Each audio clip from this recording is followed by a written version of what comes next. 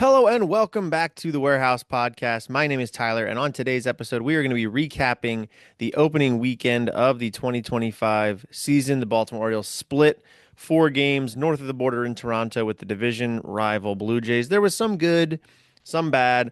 We'll get into all that in this episode. But first, a little housekeeping. Of course, reminding you all that we are part of the Believe Podcast Network. Go to BLEAV.com to support our show as well as others. Believe's been great with us for the last year plus. They've also hooked us up with sponsors to let us get a little bit of income for doing all of these shows. And that sponsor this week is BetOnline.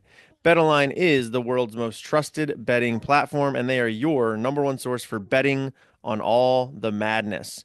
Even if your bracket is busted, BetOnline has more ways to stay in the action with a free Sweet 16 bracket and live betting on every remaining tournament game. As I read this, we're down to the final four. You can go to BetOnline and bet on just the final 4 games. And with the largest selection of odds on everything from college basketball to MLB, NHL, and MMA, BetOnline continues to be your number one sports betting source. From every Cinderella story to every hat trick, BetOnline has you covered with odds, stats, and more for every game, every play, and every win. Thanks, BetOnline. The game starts here. All right, let's get into the action and a little bit of a indication of my recording situation at the moment. You may hear my son in the background. He's looking at me, very intrigued. He's about 14 months old. It's his second opening day, but he's very cute, wearing an Orioles uh, shirt over here. But he may be goo goo and gagaing a little bit. So if you hear that, you are not. It's not your imagination. There's not a baby in your back seat or across the room from you. He is in your ears, right here next to me. Anyway, let's get into the games here. So this season, I think we're kind of just gonna very quickly cover the games and then get into a couple of key points from my perspective or whomever's perspective that is covering the series, what they think about the series, and kind of try to get you out of here in 20 to 30 minutes, not dwell on this too long. As I record this, it is opening day, so I know you don't probably have too terribly much time. Hopefully, you're listening to this on the way to the ballpark, on the way to a tailgate, on the way to somewhere besides just sitting at work or at school. Hopefully, you can get somewhere and enjoy the game today. I know me personally, I do have some work I have to do, but I'll be done relatively early. I should be able to see the last 6 innings of this game or so. Hopefully, you've got even a better situation than that. All right, but let's talk about the games that have happened. Orioles played 4 in Toronto, won 2, lost 2, starting with opening day, which was a really exciting one. They beat the Blue Jays 12-2. All the home runs. Adley goes deep twice. Mullins goes deep twice. Tyler O'Neill hits another opening day home run. He extends his own personal, or not, it's not a personal record, his own MLB record for number of homers hit on consecutive opening days. He's hit home runs on 6 consecutive opening days going back to the 2020 season. Really, really interesting. He got to do it in Canada. He's Canadian, not from Toronto, from Vancouver, so pretty far away from Toronto, but still on technically home turf there. Got to do there. I think they showed his dad was there. So really cool there. But yeah, the offense was just kind of was clicking there. A lot of home runs, a lot of power, which I think is something I want to talk about as like a takeaway from this series is the power from the offense and what the offense looks like compared to last year. We'll get to that at the end. On the other side of the ball, Zach Eflin was really good. He gets the opening day start for the Orioles. Really wasn't a doubt that he was going to be the guy to get the opening day start. Especially once Grayson Rodriguez was hurt, that was pretty much a no doubter that Zach Eflin was going to be the opening day starter. Besides him, Sir Anthony Dominguez pitched an inning, Keegan Aiken an inning, and Brian Baker an inning. Dominguez and Aiken were a little bit shaky, walked 2 apiece. Baker looked pretty good. Baker's looked good this whole weekend, which is, one of those oddities of baseball with relievers in particular is Brian Baker was the very last guy to make the opening day roster. Pitches in the first game of the season, pitches a couple times in the first series, looks pretty good. Honestly, looks like one of the best relievers on the team. But that's kind of the Brian Baker experience, right? He has these weeks where he looks amazing. He looks like a future late inning relief guy that can lock down close games, and then he has other weeks where he looks like not a major league pitcher. He can't get the ball in the zone. He's missing high a lot, but that wasn't really the case here. Does a nice job there, and all in all, the pitching does a nice job.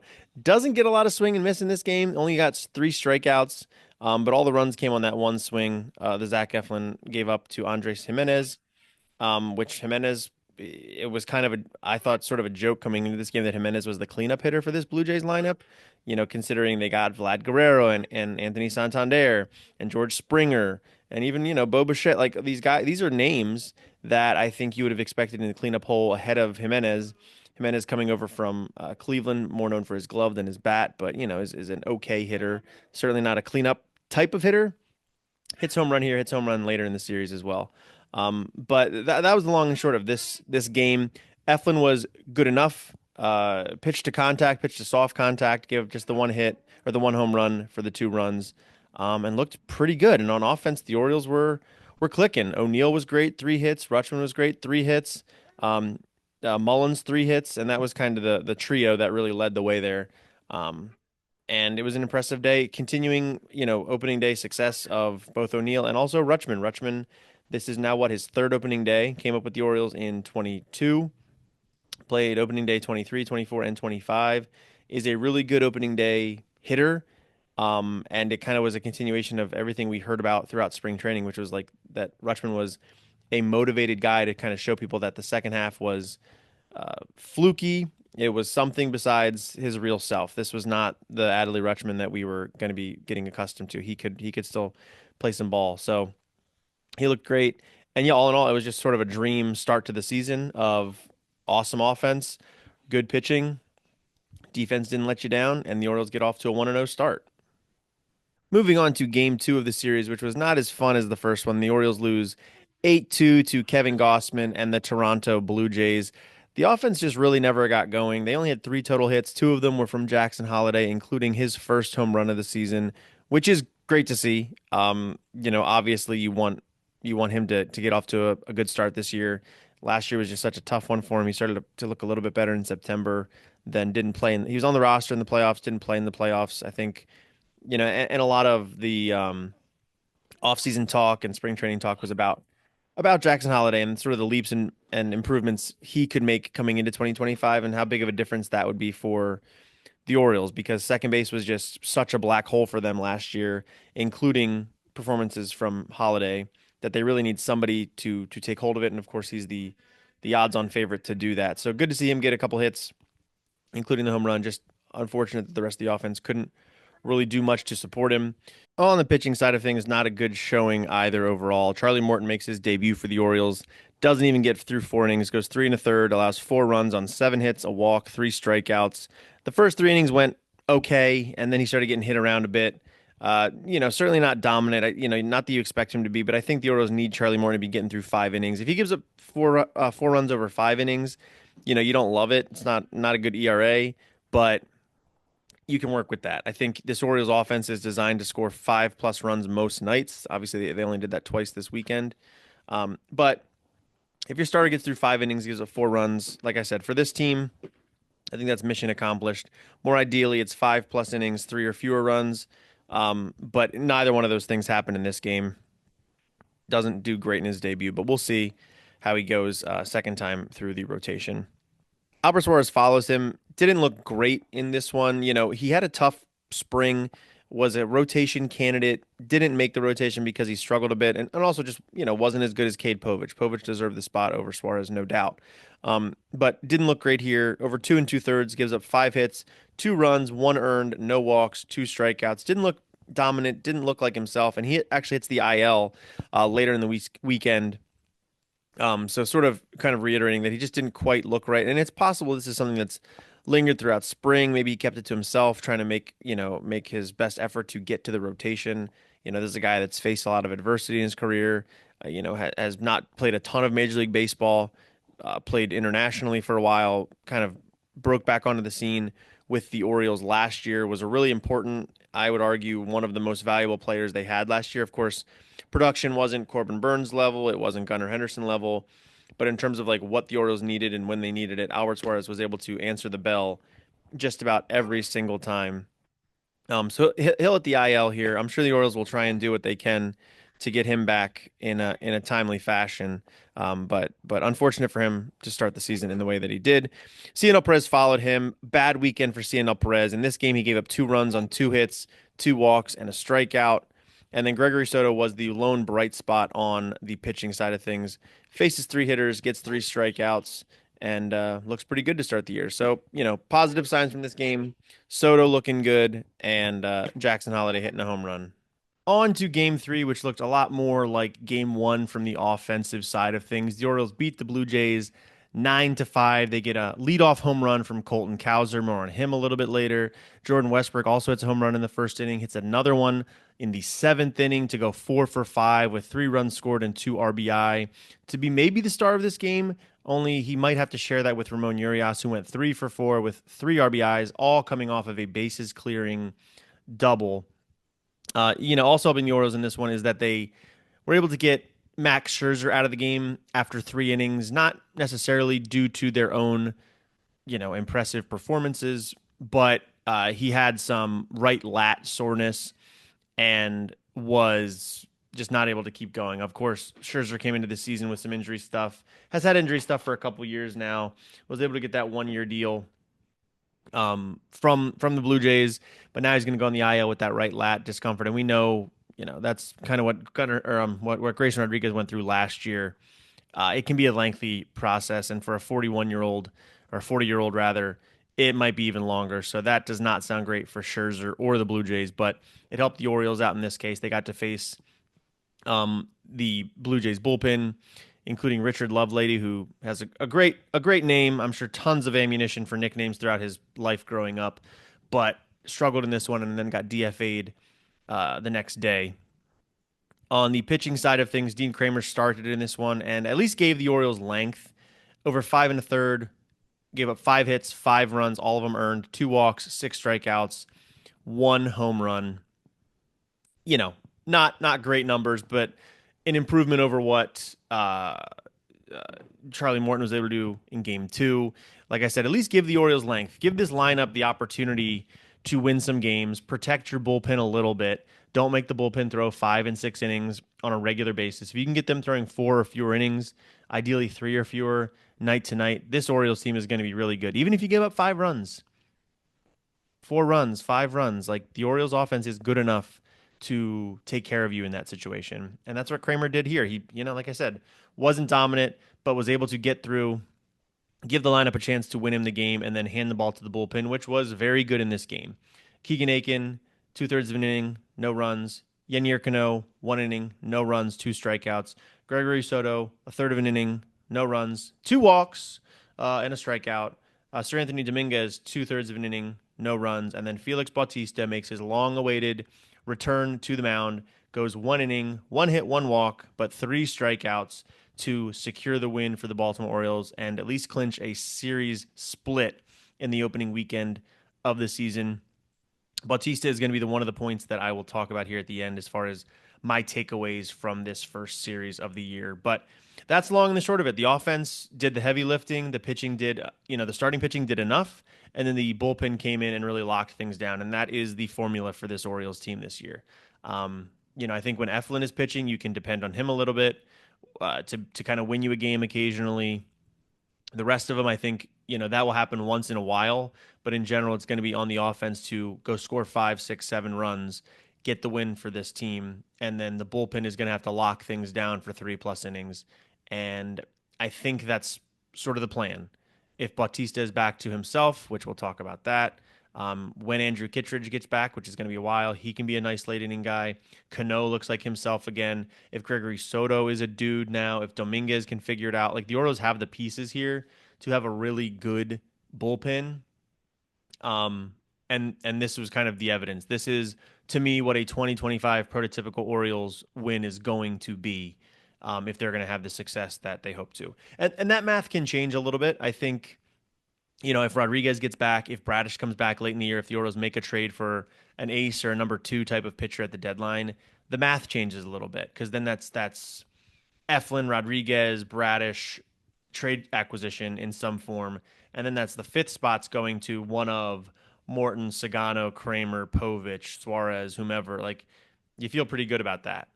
So the math changes potentially in the second half of the season, but for the first half of the year, this is what I think a lot of Baltimore Orioles wins are going to look like. On to the final game of the series, which was an Orioles loss. They lose 3-1 to the Blue Jays to finalize that series split I mentioned before. Big news for this one from the Orioles' perspective was the debut of Tomoyuki Sagano. Uh, I'll just say Tomo Sagano. That seems to be easier, and I can pronounce it better.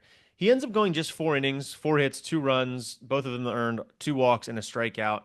Was a little shaky early, struggled to find the zone. This is a guy that doesn't walk a lot of guys, and he walked two guys, I think, in the first 2 innings, maybe in the first 3 innings. Um, that was out of character for him. Not a big strikeout guy, so not a surprise that he only gets the one strikeout there. Keeps the ball in the ballpark. Was hit around a little bit. Gave up some hard contact in this game. Even some outs were hard hit. So there's some worry there, but I think in general he survived. Looked pretty good. He had to exit the game. He went out to warm up for the 5th inning, but then had some cramps and was removed from the game. Had to hand the ball over to the bullpen. Um, so maybe he would have gone longer and made this better. It does sound like that's not a big deal. He's going to make his next scheduled start, so no worries there. Could have just been an early season thing. Could have been he didn't drink enough water. Who knows what it was. But I think in general the takeaway is that he was fine. He survived. There are some things to learn about. There are some nerves to get out. He certainly wasn't dominant, but this is a good example of a start that the Orioles would love week to week or start to start. Maybe another inning or two, and even if you give another run or two, I think you feel pretty good about that. I would stop short of saying he was impressive. There's a lot of people kind of being like, yeah, there's some narrative that it was a very impressive start. I don't know about that, but it was competent. It was solid. I think it was equal to the value of what his contract is, which is what, a 1 year, $13 million deal. That is what he pitched like, and that is perfectly fine, and that's what these Orioles need. Hands the ball over to Matt Bowman, who comes in on short notice, does a nice job. Scoreless inning and a 2/3. CNL Perez gives up his first home run in over a year, to kind of add to his nightmare opening the season. Over 2/3 of an inning, gives up the 1 run, the solo shot, 2 hits. So not a good start to the season for Perez.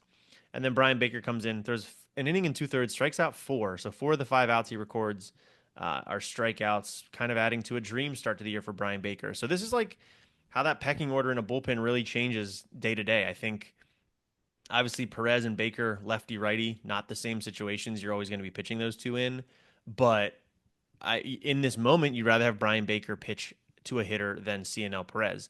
That could change a month from now. It probably will change a month from now. But I will say about Perez, he notoriously has pretty bad starts to the year. I was looking back, and March, April was like his worst month of the season. So maybe there's just something about him that he's a slow starter and needs to get into the season a little bit before he really figures stuff out. And that's evident here again. So not a good weekend for him.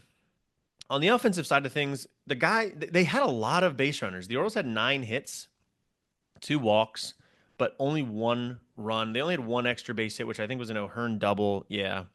O'Hearn was the only guy with 2 hits. Cowser gets a hit. Rutschman gets a hit.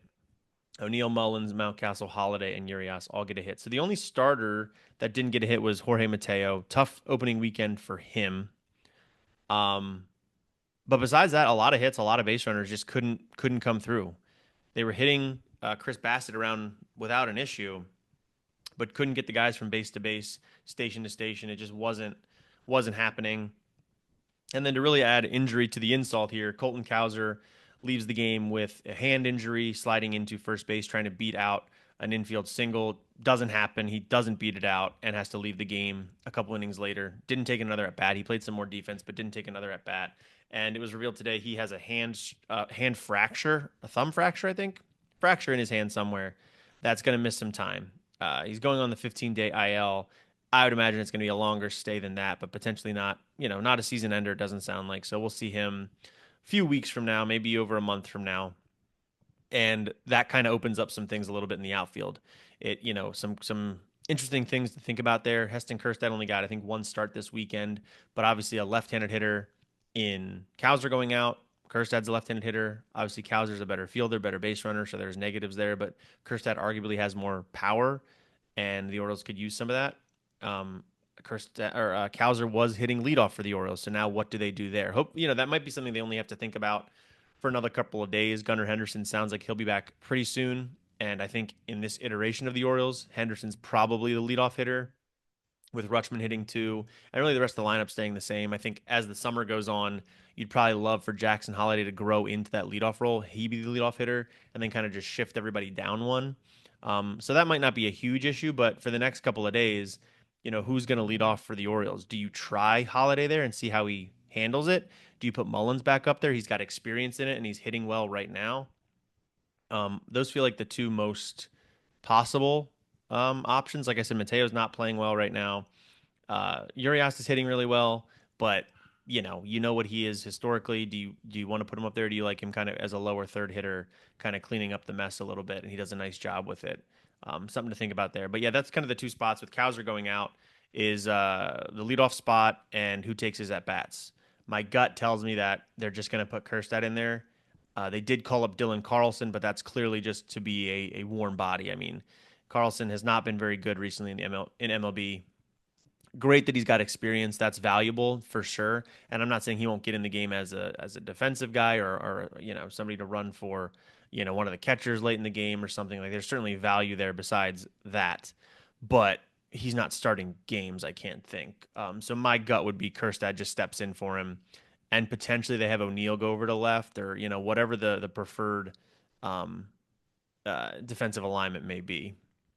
And speaking of which, Kowser kind of was a backup center fielder too. They do have Ramon Laureano on the roster, obviously, and he will probably start against a lefty. I can't remember if the Red Sox are starting a lefty today or the second game. One of the games in this series, they'll face a lefty. They'll face Crochet, and Laureano will probably start that game instead of Mullins. But Laureano is not the fielder that Mullins is, not the fielder that Kowser is. So there's a loss there as well, and it's just Kowser does a lot of things really well that this team's going to miss for a bit. So it's such a bummer that it feels like Henderson's about to get back, and now Kowser goes down. The pitching's already missing people. So it's just a lot to handle for the Orioles right now early in the season. But like I said, thankfully, it doesn't sound like it's a long term, super serious injury, but it is going to keep him out. It seems like for April, and we'll see about May. But yeah, that's kind of the long and the short of it there. So, big takeaways for the Orioles in the first game of the season or the first series of the season. The offense. I think the offense looks like the offense from 2024, which is good and bad. The offense from 2024 scored a lot of runs, finished, I think, second or third in runs scored, hit a ton of home runs, or maybe not second and third in runs scored, second or third in home runs hit, top five or top 10 in runs scored. They're good. The Orioles offense is good, and pretty much everybody's back from 2024, apart from Anthony Santander. They swapped him out for Tyler O'Neill. And while that may end up being fewer home runs in general, I think in terms of overall offensive production, it'll be pretty similar. So it makes sense that the Orioles offense is pretty much identical to what it was last year. I think there was sort of a thought in my brain that um, the team struggled in the second half of the year. Maybe that would lead them to revamp their offensive approach a little bit in 2025. That doesn't seem to be happening at all. They're swinging for the fences and they're winning games because of it. But then you do see a game like Sunday is probably the frustrating one where they get a ton of hits, but if they're not getting home runs, they're not scoring runs. That seems to be tied to me to the base running, the encouragement of the management to have Jackson Holiday run more. We heard about that in the spring. He stole a base. Cedric Mullins run more. He stole a base. They told Kowser to run more. We're not going to see that yet, but I think once he comes back, hopefully he'll run more.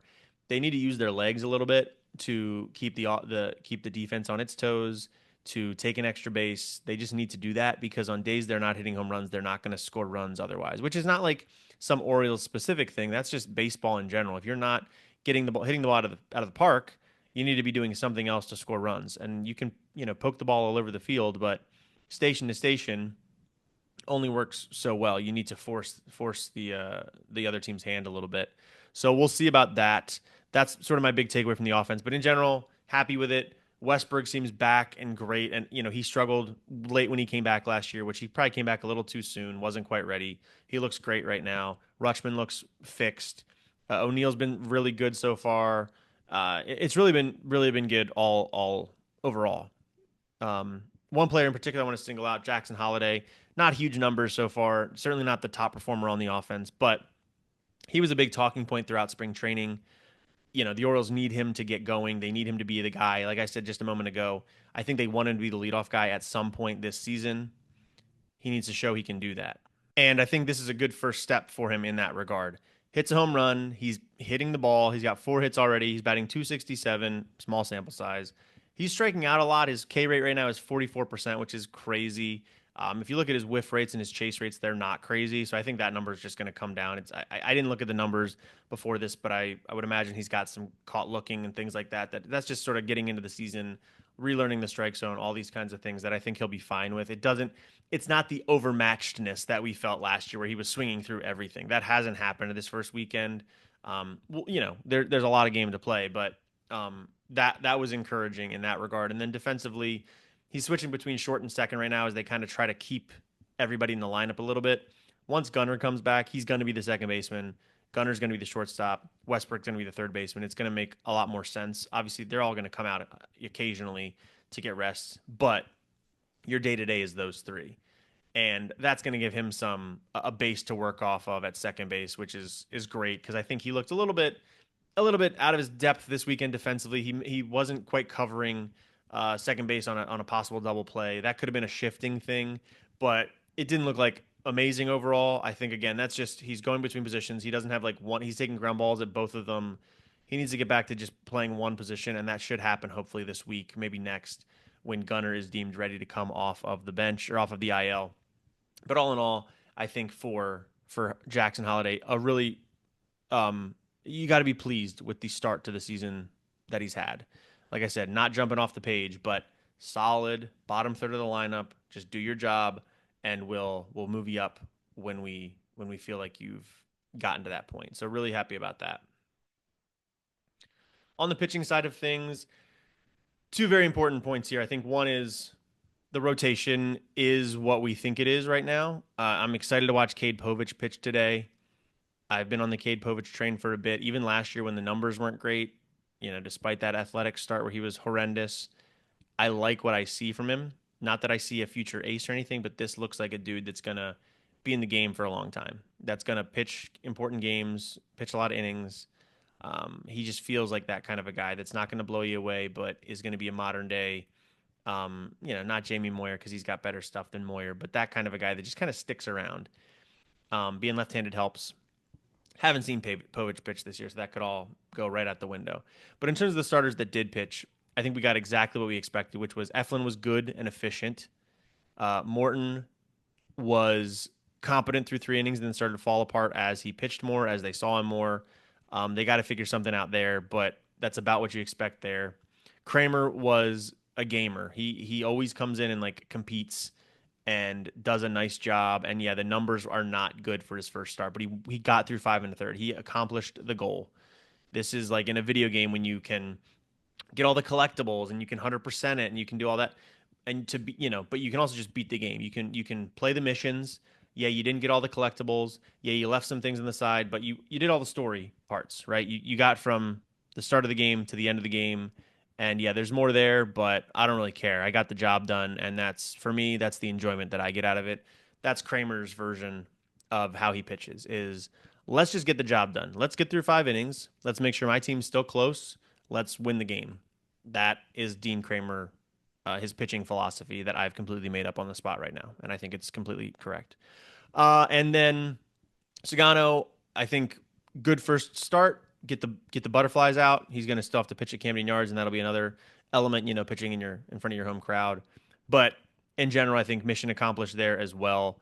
And hopefully he's okay. The cramps sound like they're minor. There was some. I was listening to part of the game on the radio. There was some thinking that it was blister related. That almost is worse because blisters can linger. They can come back again and again. Cramps seems easier. It's take a day, drink some water, stretch out a little bit. Let's try and prevent that from happening. Have a banana. So I think in that regard, good. Excited to see more there. But all in all, that's what the rotation is, and Povich is your upside at the moment.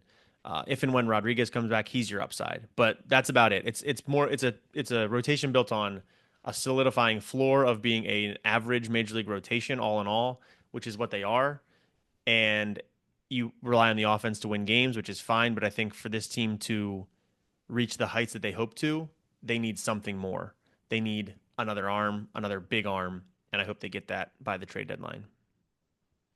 And then finally, Felix Bautista. Awesome to see him back on the field this year after missing him last year. The Orioles lost some games last year they probably would have won if he was in the bullpen instead of Craig Kimbrell and others.